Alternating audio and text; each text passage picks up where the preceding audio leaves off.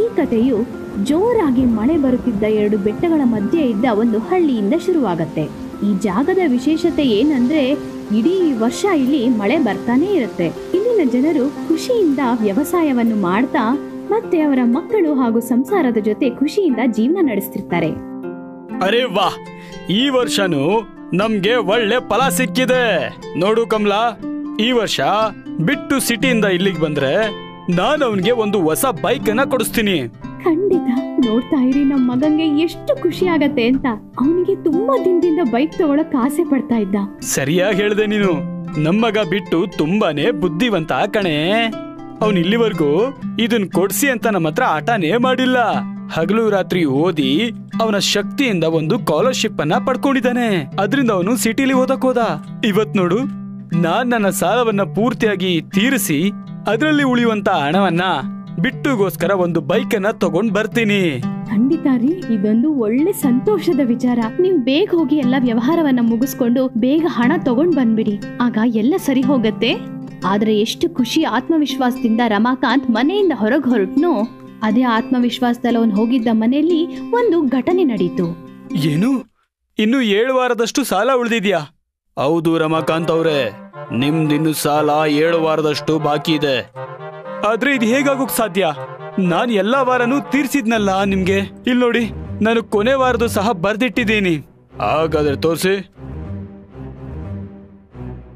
ಅರೆ ಇದೇನಿದು? ಇದ್ರಲ್ಲಿ ಬರೀ ಲೆಕ್ಕ ಮಾತ್ರ ಇದೆ, 1 2 3. ಆದ್ರೆ ಇದು ಯಾವ್ದ್ರದ್ದು ಅಂತ ಯಾರಿಗ್ ಗೊತ್ತು? ಇದು ಏನಂತ ಯಾರಿಗ್ ಗೊತ್ತಾಗತ್ತೆ? ಇದ್ರಲ್ಲಿ ಯಾವ ತಾರೀಖು ಇಲ್ಲ, ಮತ್ತೆ ನನ್ನ ಸಹಿ ಕೂಡ ಇದ್ರಲ್ಲಿ ಇಲ್ಲ. ನಾನಿದನ್ನ ಹೇಗ್ ಒಪ್ಕೊಳ್ಳಿ ಸರಿ ಇದೆ ಅಂತ? ಆದ್ರೆ ನೀವು ತಾನೇ ಹೇಳಿದ್ರಿ ಇನ್ನು ಒಂದೇ 1 ವಾರ ಉಳಿದಿದೆ ಅಂತ ಸಾಲ ತೀರೋಕೆ. ಏನು ನಾನ್ ಹೇಳಿದ್ನ? ಯಾವಾಗ? ತಹಶೀಲ್ದಾರರ ಮಾತು ಕೇಳಿ ರಮಾಕಾಂತ್ಗೆ ದಿಗ್ಭ್ರಮೆ ಆಗತ್ತೆ. ಅವನ್ಗೆ ಗೊತ್ತಾಗತ್ತೆ ಅವನಿಗೇನೋ ಮೋಸ ಆಗ್ತಾ ಇದೆ ಅಂತ. ಏನೋ, ನನ್ನನ್ನು ಯಾಕೆ ನೀನ್ ಈ ರೀತಿ ನೋಡ್ತಾ ಇದ್ಯಾ? ನಾನ್ ಯಾವುದೇ ರೀತಿ ತಪ್ಪು ಮಾಡಿಲ್ಲ. ಬದಲಾಗಿ ನನ್ನ ಹತ್ರ ನಿನ್ನ ಸಾಕ್ಷಿ ಇರುವಂತ ಕಾಗದಾನೇ ಇದೆ. ಅದರಲ್ಲಿ ಬರ್ದಿರೋದೇನಂದ್ರೆ ನಾನ್ ಬರೀ 2 ವಾರದ ಕೊಟ್ಟಿದ್ದೀನಿ, ಇನ್ನೂ 7 ವಾರದಷ್ಟು ಬಾಕಿ ಇದೆ ಅಂತ. ಅದನ್ನ ನಾನು ಆದಷ್ಟು ಬೇಗ ತೀರಿಸ್ತೀನಿ ಅಂತಿದೆ. ಆದ್ರೆ ನೀವೇ ತಾನೇ ಹೇಳಿದ್ರಿ ಆ ಕಾಗದ ಬಂದು ಪೂರ್ಣ ಕಾಗದ ಅಂತ. ಸಾಲ ಪೂರ್ಣನಾ? ಅಯ್ಯೋ ರಮಾಕಾಂತ್, ಏನಾದ್ರೂ ನಿನ್ ದಡ್ಡನ ಹೇಳಪ್ಪ. ಯಾವ ರೀತಿ ಪೂರ್ಣ ಆಗುತ್ತೆ? ನೋಡು, ನನಗನ್ಸುತ್ತೆ ನಿನಗೆ ತಲೆ ಕೆಟ್ಟಿದೆ ಅಂತ. ನೀನೀಗ ಇದ್ರ ಕತೆ ಬಿಡು. ನಾನ್ ನಿನಗೆ ಹೇಳಿದೆ ತಾನೆ ಒಂದ್ಸಲ ನೀನು ಈ ಪತ್ರನ ಓದು ಅಂತ. ಆದ್ರೆ ನಿನಗೆ ಓದಕ್ಕೆ ಬರಲ್ವಲ್ಲ. ನೀ ನನ್ನನ್ನ ನಂಬಿ ಅದ್ರ ಮೇಲೆ ಸಹಿ ಹಾಕ್ತೆ. ಈಗ ನೀನ್ ಅದನ್ನ ಸುಳ್ಳು ಅಂತ ಬಂದು ಹೇಳ್ತಾ ಇದೆಯಾ ನನ್ನ ಹತ್ರ? ಇದು ಸರಿಯಲ್ಲ ರಮಾಕಾಂತ್. ಹೋಗಿಲ್ಲಿಂದ. ಮತ್ತೆ ಮುಂದಿನ ವಾರ ದುಡ್ಡು ಕೊಡೋದಕ್ಕಿಲ್ಲಿ ಬಂದ್ಬಿಡು. ಅರ್ಥ ಆಯ್ತಾ? ಹೋಗೋ. ತಹಶೀಲ್ದಾರ್ನ ಮಾತು ಕೇಳಿ ರಮಾಕಾಂತ್ಗೆ ತುಂಬಾನೇ ಬೇಜಾರಾಗ್ಬಿಡತ್ತೆ. ರಮಾಕಾಂತ್ ಅನಕ್ಷರಸ್ಥರಾಗಿದ್ದ ಕಾರಣ ತಹಶೀಲ್ದಾರ್ ಅವನಿಗೆ ಮೋಸ ಮಾಡ್ತಿದ್ದಾನೆ ಅಂತ ಗೊತ್ತಾಗತ್ತೆ. ಆದ್ರೆ ಈಗ ಅವನ್ ಏನೋ ಮಾಡೋ ಪರಿಸ್ಥಿತಿನಲ್ಲಿ ಇರ್ಲಿಲ್ಲ. ಅಯ್ಯೋ, ಇದೇನ್ರಿ ಹೇಳ್ತಿದ್ದೀರಾ ನೀವು? ತಹಶೀಲ್ದಾರರು ನೋಡಿದ್ರೆ ಇನ್ನು 7 ತಿಂಗಳು ನಿಮ್ ಕೆಲ್ಸ ಬಾಕಿ ಇದೆ ಅಂತ ಹೇಳ್ತಾ ಇದ್ದಾರೆ. ಇದು ಹೇಗೆ ಸಾಧ್ಯ ರೀ? ನಿಮ್ ಕೆಲ್ಸಗಳೆಲ್ಲ ಸರಿಯಾದ ಸಮಯದಲ್ಲೇ ಪೂರ್ತಿ ಆಗಿತ್ತಲ್ವಾ? ಆದ್ರೆ ಹೇಗಿದು?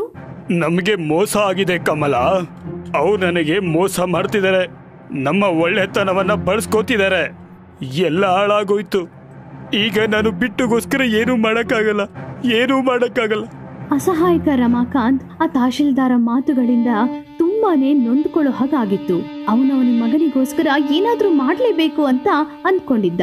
ಆದ್ರೆ ಅವನ ಕನಸುಗಳೆಲ್ಲ ನುಚ್ಚು ನೂರು ಆದಂಗ ಆಯ್ತು. ಇದೇ ಯೋಚನೆಯಿಂದ ಹಗಲು ರಾತ್ರಿ ಅವನು ನಿದ್ದೆಗೆಡೋ ಹಾಗಾಯ್ತು. ಇದೇ ಯೋಚನೆನಲ್ಲಿದ್ದ ರಮಾಕಾಂತ್ ಒಂದು ದಿನ ಜೋರಾದ ಮಳೆ ಬರ್ತಿದ್ದಾಗ ಅವನಿಗೆ ಅರಿವೇ ಇಲ್ಲದೆ ನದಿ ಕಡೆಗೆ ಹೋಗ್ತಾನೆ. ಎಲ್ರು ಮೋಸ್ಗಾರರು ನನ್ನನ್ನ ಬಳಸ್ಕೋತಿದ್ದಾರೆ. ನಾನ್ ನನ್ನ ಮಗನ್ಗೋಸ್ಕರ ಒಂದು ಹೊಸ ಬೈಕ್ ತಗೋಬೇಕು ಅಂತಿದ್ದೆ. ಆದ್ರೆ ಆ ಸಾಲ ಕೊಟ್ಟು ನನಗೆ ಮೋಸ ಮಾಡ್ಬಿಟ್ಟ. ದೇವ್ರೇ! ಅಚಾನಕವಾಗಿ ಜೋರಾದ ಮಳೆ ಬರ್ತಿರುವಾಗ ನದಿಯಲ್ಲಿ ಒಂದು ದೊಡ್ಡ ಸುಳಿ ಸೃಷ್ಟಿಯಾಗ್ಬಿಡತ್ತೆ. ಅರೆ ಇದೇನಿದು? ಇದು ಒಳ್ಳೆ ಆವಿನ ತರ ಯಾಕೆ ಈ ರೀತಿ ಕುಣಿತಾ ಇದೆ? ನನಗೇನಾದ್ರೂ ಇದು ಕನಸಾ ಏನೋ? ಇಲ್ಲ, ನೀನ್ ಯಾವುದೇ ಕನಸನ್ನು ಕಾಣ್ತಿಲ್ಲ. ಅರೆ ಇದೇನಿದು? ಈ ಧ್ವನಿ ಎಲ್ಲಿಂದ ಬರ್ತಾ ಇದೆ? ಈಗ ನನ್ನ ಕಿವಿನೂ ಕೂಡ ಕನಸು ಕಾಣ್ತಿದ್ಯಾ? ಇಲ್ಲ, ಇದು ಕನ್ಸಾಗಕ್ಕೆ ಸಾಧ್ಯ ಇಲ್ಲ. ಹಾಗಾದ್ರೆ ಯಾರದು? ಯಾರೇ ಆದ್ರೂ ದಯವಿಟ್ಟು ನನ್ನ ಮುಂದೆ ಬನ್ನಿ. ಆಗ ಆ ನದಿನಲ್ಲಿ ಸೃಷ್ಟಿಯಾಗಿದ್ದ ಚಕ್ರವು ಜೋರಾಗಿ ಮೇಲಕ್ಕೆ ಬಂದು ಒಡೆದು ಹೋಗುತ್ತೆ. ರಮಾಕಾಂತ್ ಮುಖಕ್ಕೆ ಎರ್ಚತ್ತೆ. ಅವನು ಕಣ್ಬಿಟ್ಟು ನೋಡಿದಾಗ ಒಂದು ಅಪ್ಸರೆ ಅಲ್ಲಿ ನಿಂತಿರ್ತಾಳೆ. ಅರೆ ಇದೇನಿದು, ನೀವ್ಯಾರು? ನಾನೊಬ್ಬ ಸಾಕ್ಷರತೆಯ ಅಪ್ಸರೆ. ನಾನು ಈ ಜಾದುವಿನ ದೋಣಿಯಲ್ಲಿ ಎಲ್ಲರಿಗೂ ಶಿಕ್ಷಣವನ್ನು ನೀಡ್ತೀನಿ. ಇದರಿಂದ ಎಲ್ಲರೂ ವಿದ್ಯೆಯನ್ನು ಕಲಿತಾರೆ. ಏನು, ದೋಣಿ ಸ್ಕೂಲಾ? ಹಾಗಾದ್ರೆ ಹೋಗಿ ಮಕ್ಕಳಿಗೆ ಹೇಳ್ಕೊಡು. ನನಗೆ ಯಾಕೆ ತೊಂದರೆ ಕೊಡ್ತಾ ಇದ್ಯಾ? ನಾನು ಯಾಕೆ ಇಲ್ಲಿ ಬಂದಿದ್ದೀನಿ ಅಂದ್ರೆ, ನಿನ್ನಂತಹ ಅನಕ್ಷರಸ್ಥನು ಕೂಡ ನಮ್ಮ ಶಾಲೆಯಲ್ಲಿ ಬಂದು ಓದಿ ಆಗ ನೀನು ತಹಶೀಲ್ದಾರ್ಗೆ ಒಳ್ಳೆ ಪಾಠ ಕಲಿಸಬಹುದು. ನಿನಗೆ ಹೇಗೆ ಗೊತ್ತಾಯ್ತು ಈ ವಿಷಯ ಎಲ್ಲ? ನನಗೆ ಎಲ್ಲ ತಿಳಿದಿದೆ ರಮಾಕಾಂತ್. ಹೇಗೆ ನೀನು ಕೆಲಸವೆಲ್ಲ ಮುಗಿದಿದ್ರು ಕೂಡ ಇನ್ನು 7 ತಿಂಗಳು ಬಾಕಿ ಇದೆ ಕೆಲಸ ಅಂತ ಆ ಚೀಟಿನಲ್ಲಿ ಬರೆದಿರೋದು. ನೀನು ನನಗೆ ಖಂಡಿತ ಪಾಠವನ್ನು ಕಲಿಸಲೇಬೇಕು. ಖಂಡಿತ ನಾನು ಪಾಠ ಕಲಿಸ್ತೀನಿ. ಆದ್ರೆ ಹೇಗೆ ರಮಾಕಾಂತ್? ಜಗಳ ಮಾಡ್ತೀಯಾ ಅಥವಾ ಹೊಡೆದಾಡ್ತೀಯಾ? ಇದರಿಂದ ಏನ್ ಪ್ರಯೋಜನ? ಏನೂ ಇಲ್ಲ. ಆ ತಹಶೀಲ್ದಾರ್ನ ನೀನ್ ಏನು ಮಾಡಕ್ಕಾಗಲ್ಲ. ಓದೋಕ್ಕೂ ಬರೆಯೋಕ್ಕೂ ಯಾವುದು ಬರಲ್ಲ. ನೀನ್ ವಿದ್ಯೆ ಕಲಿಯೋದ್ರಿಂದ ಅವನಿಗೆ ಒಳ್ಳೆ ಪಾಠವನ್ನ ಖಂಡಿತವಾಗಿ ಕಲಿಸಬಹುದು. ನೀನ್ ವಿದ್ಯೆ ಕಲಿದೇ ಇದ್ರೆ ಇನ್ನೊಬ್ಬ ಯಾರು ನಿನ್ಗೆ ಹೀಗೆ ಮೋಸ ಮಾಡಬಹುದು. ನಿನಗೇನಾದ್ರೂ ನಿನ್ ಜೀವನನ ಚೆನ್ನಾಗಿ ನಡೆಸಬೇಕು ಅಂತ ಇದ್ರೆ ಖಂಡಿತ ನೀನು ವಿದ್ಯೆಯನ್ನು ಕಲಿಲೇಬೇಕು. ಅಪ್ಸರೆಯ ಮಾತನ್ನು ಕೇಳಿದ್ಮೇಲೆ ರಮಾಕಾಂತನಿಗೆ ವಿದ್ಯೆಯ ಮಹತ್ವ ಏನು ಅಂತ ತಿಳಿಯುತ್ತೆ. ಸರಿ, ನಾನು ಈ ತೇಲ್ತಿರುವಂತ ಸ್ಕೂಲಲ್ಲಿ ಬಂದು ಪಾಠನ ಕಲಿತೀನಿ. ಇದಪ್ಪ ಒಳ್ಳೆ ಮಾತಂದ್ರೆ. ನೋಡ್ತಾ ಇರೋ, ಈ ವಿದ್ಯೆ ಕಲಿಯೋದ್ರಿಂದ ಇನ್ನು 15 ದಿನದಲ್ಲಿ ನೀನ್ ಹೇಗ್ ಬದಲಾಗ್ತೀಯ ಅಂತ. ಸರಿ, ಬಾ ಒಳಗ್ ಬಾ. ದೋಣಿಯಿಂದ ಮಾಡಿದ ಶಾಲೆಯೊಳಗೆ ರಮಾಕಾಂತ್ ಹೋಗ್ತಾನೆ. ಅವನ ಶಾಲೆ ಒಳಗೆ ಅಕ್ಷರಗಳು ಹಾಗೂ ಕತೆಗಳನ್ನು ಬರೆದಿರುವ ಪುಸ್ತಕಗಳೆಲ್ಲ ಗಾಳಿನಲ್ಲಿ ತೇಲ್ತಾ ಇದ್ವು. ಪೆನ್ಸಿಲ್ ಮತ್ತೆ ಪೆನ್ಗಳು ಮನುಷ್ಯರ ತರ ಮಾತಾಡ್ತಾ ಇದ್ವು.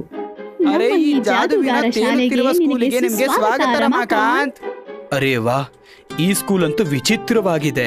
ಇಲ್ಲಿ ಕಲಿಯೋದಕ್ಕಂತೂ ಮಜಾ ಸಿಗುತ್ತೆ. ರಮಾಕಾಂತ್ ಇದನ್ನೆಲ್ಲ ನೋಡಿದ್ಮೇಲೆ ಅಪ್ಸರೆ ಮೇಲೆ ನಂಬಿಕೆ ಇಟ್ಟು ಓದಕ್ಕೆ ಶುರು ಮಾಡ್ತಾನೆ. ಮತ್ತೆ ಅದರಲ್ಲಿ ಮಗ್ನನಾಗ್ತಾನೆ. ರಮಾಕಾಂತ್ಗೆ ಓದೋದು ತುಂಬಾ ಇಷ್ಟ ಆಗತ್ತೆ. ದಿನಾಗ್ಲೂ ಅವನು ನದಿ ದಡಕ್ಕೆ ಹೋಗೋದು ಮತ್ತೆ ಓದಿ ಓದಿ ಒಳ್ಳೆ ವಿದ್ಯಾವಂತನಾಗಕ್ ಶುರುವಾದ. ಎಷ್ಟಿಷ್ಟ ಅಂದ್ರೆ ನಿದ್ದೆನಲ್ಲೂ ಸಹ ಓದ್ತಾ ಇದ್ದ. ಮೇಲೆ ನೋಡುತ್ತಿರುವಾಗ ನಾವು ಹೇಳಬೇಕಾಗಿರೋದು ಆಕಾಶ. ಜಲದ ಸಮಾನಾರ್ಥಕ ಪದ ಬಂದು ನೀರು. ಅಯ್ಯೋ, ಇವ್ರು ಏನ್ ಈ ತರ ಮಾತಾಡ್ತಿದ್ದಾರೆ? ನಿದ್ದೆನಲ್ಲಿ ನೀರು, ಜಲ, ಆಕಾಶ, ಇವ್ರು ಹುಷಾರಾಗಿದಾರೋ ಇಲ್ವೋ? ರಮಾಕಾಂತ್ಗಂತೂ ಒಳ್ಳೆ ಓದಿನ ಭೂತದ ಮೆಟ್ಟದ ಹಾಗೆ ಓದ್ತಾ ಇದ್ದ. ಹೀಗೆ ಓದ್ತಾ ಓದ್ತಾ 15 ದಿನಗಳು ಕಳೆದ್ವು. ಮತ್ತೆ ಆ ದೋಣಿಯ ಜಾದೂಗಾರ ಶಾಲೆಯಲ್ಲಿ ರಮಾಕಾಂತ್ಗೆ ಒಳ್ಳೆಯ ಅಂಕೆಗಳು ಬಂತು. ರಮಾಕಾಂತ್, ನೀನ್ ನಿಜವಾಗ್ಲೂ ಸಾಧನೆ ಮಾಡಿ ತೋರಿಸ್ದೆ. ನೀನೀಗ ಎಲ್ಲ ಕಲ್ತಿದ್ಯಾ. ಈಗ ನೋಡು, ನಿನಗೆ ಭವಿಷ್ಯದಲ್ಲಿ ಎಷ್ಟು ಅವಕಾಶಗಳು ಸಿಗತ್ತೆ ಅಂತ. ಇದೆಲ್ಲ ನಿಮ್ಮಿಂದನೇ ಸಾಧ್ಯ ಆಗಿದ್ದು. ಇವತ್ತಿಂದ ನಾನ್ ಕೊಡೋ ಶಿಕ್ಷಣ ನಿನಗೆ ಮುಗೀತು. ನಿನಗೆ ಜ್ಞಾಪಕ ಇದೆಯಲ್ವಾ ನೀನ್ ನಾಳೆ ಏನ್ ಮಾಡ್ಬೇಕು ಅಂತ? ಹಾ. ರಮಾಕಾಂತನು ಪರೀಕ್ಷೆಯಲ್ಲಿ ಉತ್ತೀರ್ಣನಾಗಿರ್ತಾನೆ. ಮತ್ತೆ ಅವನು ಮುಂದೆ ಏನ್ ಮಾಡ್ಬೇಕು ಅಂತ ಚೆನ್ನಾಗಿ ಜ್ಞಾಪಕ ಇಟ್ಕೊಂಡಿರ್ತಾನೆ. ಮುಂದಿನ ದಿನ ಅವನು ಫೋರಂಗೆ ಹೋಗಿ ಆ ತಹಶೀಲ್ದಾರ್ ಮಾಡಿದ್ದ ಎಲ್ಲ ತಪ್ಪುಗಳನ್ನ ಅವನಿಗೆ ವಿವರಿಸ್ತಾನೆ. ರಮಾಕಾಂತ್ ಹೇಳಿದ ಬಳಿಕ ಪೊಲೀಸ್ನವರು ಆ ತಹಶೀಲ್ದಾರ್ನ ಸೆರೆ ಹಿಡಿತಾರೆ. ರಮಾಕಾಂತ್ಗೆ ಆ ತಹಶೀಲ್ದಾರನಿಂದ ಬಿಡುಗಡೆ ಸಿಕ್ಕಿತು. ಇಷ್ಟೇ ಅಲ್ಲದೆ ಆ ತಹಶೀಲ್ದಾರಿಂದ ದಂಡ ಹಾಕಿ ರಮಾಕಾಂತ್ಗೆ 50,000 ಅವನು ಕೊಡೋ ಹಾಗೆ ಮಾಡ್ತು. ಅವನ ಮಗ ಬಿಟ್ಟುಗೆ ಒಳ್ಳೆ ಬೈಕ್ ಕೊಡಿಸಲು ಸಹಾಯ ಆಯ್ತು. ನಿಜವಾಗ್ಲೂ ಇದನ್ನ ಕೇಳಿ ನನ್ಗೆ ಆಶ್ಚರ್ಯ ಆಯ್ತು. ಈ ಚಮತ್ಕಾರ ನಂದಲ್ಲ, ನಮ್ಮ ಹಳ್ಳಿಯ ಮಳೆ ನೀರಿನಲ್ಲಿ ತೇಲುತ್ತಿರುವ ಸ್ಕೂಲ್ನದ್ದು. ಏನು? ರಮಾಕಾಂತನು ಅವನ ಹೆಂಡತಿ ಕಮಲಾ ಮತ್ತೆ ಆ ಊರು ಜನರಿಗೆಲ್ಲ ಆ ನದಿ ದಡದಲ್ಲಿದ್ದ ಆ ಶಾಲೆ ಬಗ್ಗೆ ತಿಳಿಸ್ತಾನೆ.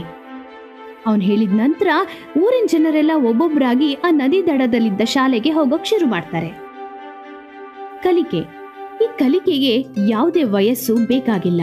ನಮ್ಗೇನಾದ್ರೂ ಓದ್ಲೇಬೇಕು ಅಂತ ಹಠ ಬಂದ್ರೆ ಯಾವುದೇ ಮಳೆ, ಬಿರುಗಾಳಿ, ಚಳಿ ಏನೇ ಇದ್ರೂ ನಾವು ಓದಕ್ಕೆ ತಯಾರಾಗಿರ್ತೀವಿ. ನಾವ್ ಏನೇ ಮಾಡಿದ್ರೂ ಶ್ರದ್ಧೆ ಹಾಗೂ ಮನಸ್ಸಿಟ್ಟು ಮಾಡ್ಬೇಕು. ನಮ್ಮ ಕನಸುಗಳು ಕೂಡ ನನಸಾಗೋ ಸಾಧ್ಯತೆ ಖಂಡಿತ ಇರತ್ತೆ. ಇದೊಂದು ತುಂಬಾ ಹಳೆ ಕತೆ.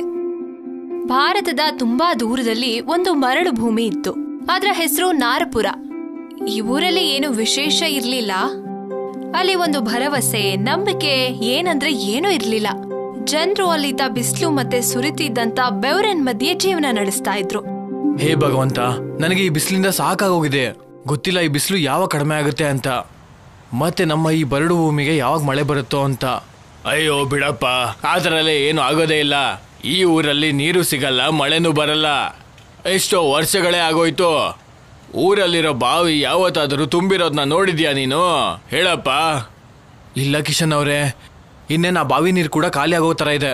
ಗೊತ್ತಿಲ್ಲ ನಮ್ಮ ಹಣೆ ಬರದಲ್ಲಿ ಏನು ಬರೆದಿದೆ ಅಂತ. ದೇವ್ರೆ, ಇನ್ನೇನು ಬರೆದಿರುತ್ತೆ? ಬಿಸಿಲಲ್ಲಿ ಒದ್ದಾಡಿ ಸಾಯಿ ಅಂತ, ಅಷ್ಟೇ ತಾನೆ? ಅಲ್ಲ, ನೀನಿನ್ನು ಆ ಬಾವಿ ಮೇಲೆ ನಂಬಿಕೆ ಇಟ್ಕೊಂಡಿದ್ಯಾ? ಅಲ್ಲ, ಆ ಬಾವಿ ನೀರು ನಮ್ಮನ್ನ ಎಲ್ಲಿ ಕಾಪಾಡ್ತಾ ಇದೆ? ಆ ಬಾವಿ ನೀರಿನ ನಮ್ಗೇನು ಉಪಯೋಗನೇ ಇಲ್ಲ ಬಿಡು. ಅದ್ ನಿಂಗೆ ಗೊತ್ತು ತಾನೆ? ಆ ನೀರು ರುಚಿನೂ ಇಲ್ಲ. ಅದನ್ನ ಅಡ್ಗೆಗೆ ಉಪಯೋಗಿಸಿದ್ರೆ ಅದು ರುಚಿ ಇರಲ್ಲ, ಮತ್ತೆ ಕುಡಿದ್ರೆ ನಮ್ಮ ಆರೋಗ್ಯ ಹಾಳಾಗುತ್ತೆ. ಅಯ್ಯೋ, ಆ ನೀರು ಕುಡಿದು ಎಷ್ಟೋ ವರ್ಷಗಳಿಂದ ನನ್ನ ಆರೋಗ್ಯನೇ ಸರಿ ಇಲ್ಲ. ನಿಮ್ಮ ಮಾತಂತೂ ಸರಿ ಇದೆ ಕಿಶನ್ ಅವ್ರೆ, ಆದ್ರೆ ನಾವು ನಮ್ಮ ದಾಹ ತೀರಿಸೋದಕ್ಕೆ ನಮ್ಗೆ ನೀರಿನ ಹೆಸರಲ್ಲಿ ಇದಾದ್ರೂ ಇದೆಯಲ್ಲ ಕಿಶನ್ ಅವ್ರೆ. ಒಂದ್ ವೇಳೆ ಈಗ ಬಾವಿ ನೀರೇನಾದ್ರೂ ಖಾಲಿ ಆದ್ರೆ ನಾವ್ ಏನ್ ಮಾಡೋದು? ಎಲ್ಲರೂ ಕೂಡ ಸತ್ತೋಗ್ತೀವಿ. ಇಲ್ಲ ಇಲ್ಲ, ನಂಗೆ ಸಾಯಕ್ ಇಷ್ಟ ಇಲ್ಲ. ಹಾಗೆ ನನ್ನ 2 ಮಕ್ಕಳನ್ನ ಸಾಯೋದು ನನ್ನ ಕಣ್ಮುಂದೆ ನೋಡಕ್ ಆಗ್ತಾ ಇಲ್ಲ. ಹೌದಾ? ಹಾಗಿದ್ರೆ ನೀನೇನ್ ಮಾಡ್ತೀಯಾ? ಆಕಾಶದಿಂದ ಮಳೆ ಸುರಿಸ್ತೀಯಾ? ನಿನಗೆ ಗೊತ್ತು ತಾನೆ ನಮ್ಮ ಊರಿಗೆ ಒಂದು ಶಾಪ ಇದೆ ಅಂತ. ನಾವೆಲ್ಲ ನೀರಿಲ್ದೆ ಒದ್ದಾಡ್ತೀವಿ, ಸಾಯ್ತೀವಿ ಅಂತ. ಕಿಶನ್ ಅವ್ರೆ, ನಾನು ಯಾವುದನ್ನು ಇನ್ನೂ ಮರ್ತಿಲ್ಲ. ಇಂಥ ಕಷ್ಟ ಸಮಯದಲ್ಲಿ ನೀವು ಬೇರೆಯವ್ರಿಗೆ ಭರವಸೆ ಕೊಡಬೇಕು. ಅದ್ಬಿಟ್ಟು ನೀವು ಬೇರೆಯವ್ರ ಭರವಸೆಗೆ ಮಣ್ಣಾಕಕ್ ಹೋಗ್ಬೇಡಿ. ಪಾಪ ರಾಮು ಕಿಶನ್ ಅವರ ಮಾತನ್ನ ಕೇಳಿ ತುಂಬಾ ಬೇಸರಗೊಂಡಿದ್ದ. ಅವನಿಗೆ ಒಳಗೊಳಗೆ ಭಯ ಆಗೋಗಿತ್ತು. ಬರೋ ಮುಂದಿನ ದಿನಗಳಲ್ಲಿ ಅವನು ಮತ್ತವನ ಪರಿವಾರ ನೀರಿಲ್ದೆ ನರಳ್ಬಹುದು ಅಂತ. ಹೇ ಭಗವಂತ, ಇದೇನಾಗ್ತಾ ಇದೆ? ನನ್ಗೆ ಗೊತ್ತು ನಮ್ಮ ಪೂರ್ವಜರಿಂದ ತುಂಬಾ ದೊಡ್ಡ ತಪ್ಪಾಗಿದೆ ಅಂತ. ಆದ್ರೆ ಆ ಶಿಕ್ಷೆ ನಮ್ಗೆ ಯಾಕೆ? ನನ್ನ ಮಕ್ಕಳಿಗೆ ಯಾಕೆ? ನಾನ್ ನಿಮ್ ಕಾಲಿಗೆ ಬೀಳ್ತೀನಿ. ಇದರಿಂದ ನಮ್ನೆಲ್ಲ ಕಾಪಾಡು ದೇವ್ರೆ, ಕಾಪಾಡು. ರಾಮು ಭಯದಿಂದ ದೇವ್ರತ್ರ ಬೇಡ್ಕೋತಿದ್ದ. ಆಗ ಅವನ ಎಲ್ಲಾ ಮಾತನ್ನ ಅವನ ಮಗ ಅಯಾನ್ ಕೇಳಿಸ್ಕೊಂಡ. ಮತ್ತವನು ಯೋಚನೆಯಲ್ಲಿ ಮುಳುಗೋದ. ಅಂತದ್ದೇನ್ ಮಾಡಿದ್ರು ಅವರ ಪೂರ್ವಜರು? ಅವರ ಕಾರಣದಿಂದ ಈ ಹೊಸ ಪೀಳಿಗೆ ಕೂಡ ಅದರ ಶಿಕ್ಷೆನ ಅನುಭವಿಸ್ತಿದ್ದಾರೆ. ಇದೇ ರೀತಿ ಎಷ್ಟೋ ಪ್ರಶ್ನೆಗಳು ಅಯಾನ್ ತಲೆಯಲ್ಲಿ ಓಡ್ತಾ ಇತ್ತು. ಅದಕ್ಕೆ ಅವನು ಉತ್ತರನ ಹುಡುಕ್ತಾ ಇದ್ದ. ಮತ್ತವನು ಅದ್ರ ಬಗ್ಗೆ ಅವನ ಅಜ್ಜಿ ಹತ್ರ ಮಾತಾಡ್ದ. ಅಜ್ಜಿ, ಅರೆ ಮಗನೇ ಅಯಾನ್. ಅಯ್ಯೋ ಅಜ್ಜಿ, ಹುಷಾರಾಗಿ. ನಾನ್ ಚೆನ್ನಾಗಿದ್ದೀನಿ, ಬಾ ಇಲ್ಲಿಗೆ ಬಾ. ನನ್ ಹತ್ರ ಹೇಳು, ಏನ್ ಮಾತಾಡ್ಬೇಕು ಅಂತ ಬಂದೆ? ಈ ದಡ್ಡ ಅಜ್ಜಿ ಹತ್ರ ಹೇಳು. ಅಜ್ಜಿ, ಅಪ್ಪ ದೇವ್ರ ಹತ್ರ ಮಾತಾಡೋಣ ನಾನು ನೋಡ್ದೆ. ಅವ್ರು ತುಂಬಾ ಹೆದರ್ಕೊಂಡಿದ್ದಾರೆ. ಹೇಳ್ತಾ ಇದ್ರು ಪೂರ್ವಜರು ಮಾಡಿದ ತಪ್ಪಿಗೆ ನಮ್ಗೆ ಶಿಕ್ಷೆ ಯಾಕೆ ಅಂತ. ನನಗೆ ಏನು ಅರ್ಥ ಆಗ್ತಿಲ್ಲ ಅಜ್ಜಿ. ನೀವು ನನಗೆ ಹೇಳ್ಬೋದಾ ಏನಾಗಿತ್ತು ಅಂತ? ಅದಕ್ಕೆ ನಾನು ಪರಿಹಾರ ಹುಡ್ಬೋದು ತಾನೆ? ಅಯಾನ್ ಮಾತನ್ನ ಕೇಳಿ ಅಜ್ಜಿ ಗಂಭೀರ ಆಗೋದ್ರು. ಮತ್ತೆ ಒಂದು ಗಟ್ಟಿಯಾದ ಉಸಿರು ತಗೊಂಡು ಎಲ್ಲ ವಿಷಯವನ್ನ ಅವನಿಗೆ ಹೇಳಿದ್ರು. ತುಂಬಾ ವರ್ಷದ ಹಿಂದೆ ಏನಾಗಿತ್ತು ಗೊತ್ತಾ ಮಗನೇ? ನಮ್ಮ ಈ ಹಳ್ಳಿ ಒಂದು ಮರಳು ಭೂಮಿನಲ್ಲಿತ್ತು. ಆದ್ರೂ ಅಲ್ಲಿ ಸುತ್ತಮುತ್ತ ಮರ ಗಿಡಗಳು ಎಲ್ಲ ಇತ್ತು. ಮತ್ತೆ ಊರಿನ ಪಕ್ಕ ಒಂದು ದೊಡ್ಡ ನದಿ ಕೂಡ ಇತ್ತು. ಬಾವಿಗಳು ಯಾವಾಗ್ಲೂ ತುಂಬಿರ್ತಿತ್ತು. ಮತ್ತೆ ಎಲ್ರೂ ಹೇಳ್ತಾರಲ್ಲ, ಈ ಪ್ರಪಂಚದಲ್ಲಿ ಮನುಷ್ಯಂಗಿಂತ ಸ್ವಾರ್ಥಿ ಮತ್ತೆ ಬೇಜವಾಬ್ದಾರಿ ಯಾರೂ ಇಲ್ಲ ಅಂತ. ಅಂದ್ರೆ ನಮ್ಮೂರ್ನವರು ಆ ನೀರಿನ ವರದಾನನ ಯಾವ ರೀತಿ ಬಳಸ್ಕೊಂಡ್ರು ಅಂದ್ರೆ, ಅವ್ರದನ್ನ ತುಂಬಾ ಕೆಟ್ಟ ರೀತಿಯಲ್ಲಿ ಬಳಸ್ಕೊಂಡ್ರು. ಆ ನದಿ ನೀರಲ್ಲಿ ಬಟ್ಟೆ ಹೋಗಿತಿದ್ರು, ಕೆಟ್ಟ ನೀರನ್ನ ಅದೇ ನದಿಗೆ ಹಾಕ್ತಿದ್ರು, ಮನೆ ಕಸ ಗಲೀಜನ್ನ ಹಾಕ್ತಿದ್ರು, ನದಿ ಒಳಗೆ ಅಕ್ಕಪಕ್ಕ ಶೌಚ ಮಾಡ್ತಿದ್ರು. ಈ ಕಾರಣಕ್ಕೆ ನೀರು ತುಂಬಾ ಹಾಳಾಗೋಯ್ತು. ಜನರೆಲ್ರೂ ಹುಷಾರ್ ತಪ್ತಿದ್ರು. ಏನು ನಿಜನಾ? ಹಾ. ಆಗ ಈ ಊರಿನ ಜನರು ತಮ್ಮ ತಪ್ಪನ್ನ ಅರ್ತ್ಕೊಳ್ಳೋಕೋಸ್ಕರ ದೇವ್ರತ್ರ ಹೋಗಿ ಎಷ್ಟು ಬೇಡ್ಕೊಂಡ್ರು ಅಂದ್ರೆ ಯಜ್ಞ ಮಾಡಿದ್ರು, ಏನೇನೋ ಮಾಡಿದ್ರು. ಆದ್ರೆ ಆ ರೀತಿ ಆಗ್ಲಿಲ್ಲ. ಒಂದು ದಿನ ದೊಡ್ಡ ಯಜ್ಞ ಮಾಡೋವಾಗ ಮತ್ಸ್ಯಕನ್ಯೆ ಅಲ್ಲಿಗೆ ಬಂದ್ಲು. ಅವಳೊಂದು ಆಕಾಶವಾಣಿಯನ್ನ ನುಡಿದ್ಲು. ನಿಮ್ಗಂತೂ ಒಂಚೂರು ನಾಚಿಕೆ ಆಗೋದಿಲ್ಲ? ತಪ್ಪು ಮಾಡ್ತೀರಾ? ಅದನ್ನ ತಿದ್ಕೊಳ್ಳುವಂತ ದಾರಿನ ಹುಡ್ಕೋದಿಲ್ಲ. ಈಗ ದೇವ್ರತ್ರ ಕೈ ಮುಡ್ಕೊಂಡು ನಿಂತ್ಕೊಂಡ್ರೆ ಯಾವ ಕೆಲ್ಸನೂ ಆಗೋದಿಲ್ಲ. ನೀವೆಲ್ಲ ಯಾವತ್ತೂ ಬದಲಾಗೋದಿಲ್ಲ. ಅದಕ್ಕೆ ನಾನ್ ನಿಮ್ಗೆ ಶಾಪ ಕೊಡ್ತಾ ಇದ್ದೀನಿ. ಈ ಊರಿನ ಜನರು ನೀವೆಲ್ರೂ ನೀರಿಗೋಸ್ಕರ ಕಷ್ಟಪಟ್ಟು ಸಾಯ್ಬೇಕು. ಮತ್ತೆ ನಾವು ಈ ರೀತಿ ಆ ಶಾಪದಿಂದ ಸಾಯ್ತಾ ಇದ್ದೀವಿ. ಹಾಗಿದ್ರೆ ಅಜ್ಜಿ, ಇದು ಶಾಪ ಅಂದ್ರೆ ಇದನ್ನ ಮುರಿಯೋದಕ್ಕೆ ಯಾವ್ದಾದ್ರೂ ಒಂದ್ ದಾರಿ ಇರ್ಬೇಕು ತಾನೆ? ದಾರಿ ಇದ್ಯಪ್ಪ, ಆದ್ರೆ ಈ ಹಳ್ಳಿ ಜನರ ಕೈಲಿ ಅದನ್ನೂ ಮಾಡೋಕ್ಕಾಗಲ್ಲ. ಇವ್ರಿಗೆ ಅಳೋದನ್ನ ಬಿಟ್ಟು ಇನ್ನೇನು ಮಾಡೋಕ್ಕಾಗಲ್ಲ. ಅಜ್ಜಿ ಮಾತನ್ನ ಕೇಳಿ ಅಯಾನ್ ಸ್ವಲ್ಪ ನಿರಾಳನಾದ. ಅವನು ತೀರ್ಮಾನ ಮಾಡ್ದ, ಈ ಊರಿನ ಜನರನ್ನ ಶಾಪದಿಂದ ಮುಕ್ತಿಗೊಳಿಸೋಣ ಅಂತ. ಅವನು ಕೂಡ್ಲೆ ತನ್ನ ಹುಡುಕಾಟನ ಶುರು ಮಾಡ್ದ. ಶಾಪ ಮುಕ್ತಗೊಳಿಸುವಂತ ದೊಡ್ಡ ದೊಡ್ಡ ಪುಸ್ತಕಗಳನ್ನ ತಗೊಂಡು ಅವನು ಓದ್ದ. ಆದ್ರೆ ಅವನಿಗೆ ಯಾವುದೇ ದಾರಿ ಸಿಗ್ಲಿಲ್ಲ. ಅವನು ಹೋಗಿ ಜನರ ಹತ್ರ ಮಾತಾಡ್ದ. ಆದ್ರೆ ಜನರು ಅವನ್ಗೆ ಸಹಾಯ ಮಾಡೋದ್ ಬಿಟ್ಟು ಅಳ್ತಾ ಇದ್ರು. ಕೊನೆಗೂ ಅಯಾನ್ಗೆ ಸುಸ್ತಾಯ್ತು. ಏನ್ ಮಾಡ್ಬೇಕು ಅಂತ ಗೊತ್ತಾಗ್ಲಿಲ್ಲ. ಅಜ್ಜಿ ಸರಿಯಾಗಿ ಹೇಳಿದ್ರು, ಈ ಊರ್ನವರು ಕೇವಲ ಅಳ್ತಾ ಇರ್ತಾರೆ ಅಷ್ಟೇ. ಯಾರಿಗೂ ಈ ಪರಿಸ್ಥಿತಿ ಚೇಂಜ್ ಮಾಡ್ಬೇಕು ಅಂತ ಅನ್ನಿಸ್ತಾನೆ ಇಲ್ಲ. ಆಗ ಅಚಾನಕ್ ಆಗಿ ಅಯಾನ್ಗೆ ಒಂದು ಯೋಚನೆ ಬಂತು. ಅವನು ಓಡ್ತಾ ಬಂದು ಊರಿನ ದೇವಸ್ಥಾನದ ಪೂಜಾರಿ ಹತ್ರ ಮಾತಾಡ್ದ. ಅವಾಗ ಅವನಿಗೆ ಗೊತ್ತಾಯ್ತು ಒಂದು ಜಲಯಜ್ಞವನ್ನ ಮಾಡ್ಬೇಕು ಅಂತ. ಮತ್ಸ್ಯಕನ್ಯೆಗೆ ಖುಷಿ ಪಡಿಸೋಕೆ, ಅವರ ನಂಬಿಕೆಯನ್ನ ಗಳಿಸೋದಕ್ಕೆ, ಮತ್ತೆ ಈ ಊರು ನೀರಿನ ಬರ ಬರದೇ ಇರೋದಕ್ಕೆ. ನಾನು ಮತ್ಸ್ಯಕನ್ಯೆ ಹತ್ರ ಮಾತಾಡ್ಬೇಕಾಗಿತ್ತು. ಅವರ ವಿಶ್ವಾಸವನ್ನ ಗಳಿಸ್ಬೇಕು. ಆಗ ಈ ಊರು ಶಾಪದಿಂದ ಮುಕ್ತಿಯಾಗುತ್ತೆ. ಮತ್ ನಾನಿದ್ನ ಮಾಡೇ ಮಾಡ್ತೀನಿ. ಆ ಊರಿನ ಪೂಜಾರಿ ಹೇಳಿದ ಹಾಗೆ ಅವನು ನದಿಯ ಬಳಿ ಹೋದ. ಊರಿನ ಜನರೆಲ್ಲರೂ ಅಯಾನ್ ಹಿಂದೆ ಶಾಂತಿಯಿಂದ ಕೂತ್ಕೊಂಡ್ರು. ಅಯಾನ್ ಆಗ ಯಜ್ಞವನ್ನ ಶುರು ಮಾಡ್ದ. ಮತ್ತೆ ಮತ್ಸ್ಯಕನ್ಯೆಯ ಗುರುತಿಗೋಸ್ಕರ ನೀಲರತ್ನವನ್ನ ಆ ಯಜ್ಞಕುಂಡದ ಹತ್ರ ಇಟ್ಟ. ಕಣ್ಣು ಮುಚ್ಕೊಂಡು ಮಂತ್ರವನ್ನ ಪಠಿಸ್ತಾ ಇದ್ದ. ಓಂ ಜಲದೇವಾಯ ನಮಃ, ಓಂ ಜಲದೇವಾಯ ನಮಃ, ಓಂ ಜಲದೇವಾಯ ನಮಃ. ಅಯಾನ್ ಮಂತ್ರವನ್ನ ಪಠಿಸ್ತಾ ಇದ್ದ. ಮತ್ತವನ ಅಕ್ಕಪಕ್ಕ ಕೂತವರೆಲ್ಲರೂ ಸುಖಾಸನದಲ್ಲಿ ಕೂತಿದ್ರು. ಆಗ ಒಂದು ಪ್ರಕಾಶಮಾನವಾದ ಬೆಳಕು ಮೂಡ್ತು. ಆಗ ಅಲ್ಲಿ ಮತ್ಸ್ಯಕನ್ಯೆ ಪ್ರತ್ಯಕ್ಷವಾದ್ಲು. ಅಯಾನ್ ಹಾಗೆ ಕಣ್ಣನ್ನ ತೆರೆದ ಕೂಡ್ಲೆ ಆ ಮತ್ಸ್ಯಕನ್ಯೆಯನ್ನ ನೋಡಿ ಮಂತ್ರಮುಗ್ಧನಾದ. ನೀನ್ ನನ್ನನ್ನ ಆಹ್ವಾನ ಮಾಡಿದ್ಯಾ? ಹೇಳು, ನಾನ್ ನಿನ್ಗೆ ಯಾವ ರೀತಿ ಸಹಾಯ ಮಾಡ್ಲಿ? ನೀವು ನನಗೆ ನಿಮ್ಮ ದರ್ಶನ ಕೊಟ್ಟಿದ್ದಕ್ಕೆ ನಾನ್ ನಿಮ್ಗೆ ಆಭಾರಿಯಾಗಿದ್ದೀನಿ. ಪರವಾಗಿಲ್ಲ ಪುತ್ರ. ಜನರು ನೆನೆಸ್ಕೊಂಡ್ ಕೂಡ್ಲೆ ನಾನಲ್ಲಿ ಪ್ರತ್ಯಕ್ಷ ಆಗೋದು ಮತ್ತವ್ರಿಗೆ ಸಹಾಯ ಮಾಡೋದು ನನ್ ಕರ್ತವ್ಯ. ಹೇಳು, ನಾನ್ ನಿನ್ಗೆ ಏನ್ ಸಹಾಯ ಮಾಡ್ಲಿ? ನಾನು ನಿಮ್ಮ ಹತ್ರ ವಿನಂತಿ ಮಾಡ್ಕೊಳ್ತಾ ಇದ್ದೀನಿ, ದಯವಿಟ್ಟು ನಮ್ಮ ಊರನ್ನ ನೀರಿನ ಶಾಪದಿಂದ ಮುಕ್ತಿಗೊಳಿಸಿ. ಅಯಾನ್ ಮಾತನ್ನ ಕೇಳಿ ಮತ್ಸ್ಯಕನ್ಯೆ ಕೋಪಗೊಂಡ್ಲು. ಮತ್ತವನ್ ಮೇಲೆ ಕೂಗಾಡಿದ್ಲು. ಏನು? ಏನ್ ಹೇಳ್ದೆ ನೀನು? ಈ ಹಳ್ಳಿಯನ್ನ ನಾನು ಶಾಪದಿಂದ ಮುಕ್ತಿಗೊಳಿಸ್ಬೇಕಾ? ಇಲ್ಲ, ಅದು ಸಾಧ್ಯನೇ ಇಲ್ಲ. ಈ ಊರಿನ ಜನರಿಗೆ ನೀರಿನ ಮೇಲೆ ಸ್ವಲ್ಪನೂ ಗೌರವ ಇಲ್ಲ. ನೀರು ನಮ್ ಜೀವನವನ್ನ ಸಮೃದ್ಧಿಗೊಳಿಸುತ್ತೆ. ಇವರದನ್ನ ಅಪಮಾನ ಮಾಡಿದ್ದಾರೆ, ನೀರಿಗೆ ಕಸ ಹಾಕಿದ್ದಾರೆ. ಇಲ್ಲ, ಇವ್ರನ್ನ ನಾನು ಯಾವತ್ತೂ ಕ್ಷಮಿಸೋದಿಲ್ಲ. ಇವರು ಅನುಭವಿಸ್ಬೇಕು. ಖಂಡಿತ ಇವ್ರು ಅನುಭವಿಸ್ತಾರೆ. ಮತ್ಸ್ಯಕನ್ಯೆಯ ಕೋಪವನ್ನ ನೋಡಿ ಊರಿನ ಜನರಿಗೆ ಭಯ ಆಯ್ತು. ಅವರು ಮತ್ಸ್ಯಕನ್ಯೆಗೆ ಕ್ಷಮೆ ಕೇಳೋದಕ್ಕೆ ಶುರು ಮಾಡಿದ್ರು. ಇಲ್ಲ, ಹಾಗ್ ಮಾಡ್ಬೇಡಿ, ದಯವಿಟ್ಟು ಹಾಗ್ ಮಾಡ್ಬೇಡಿ.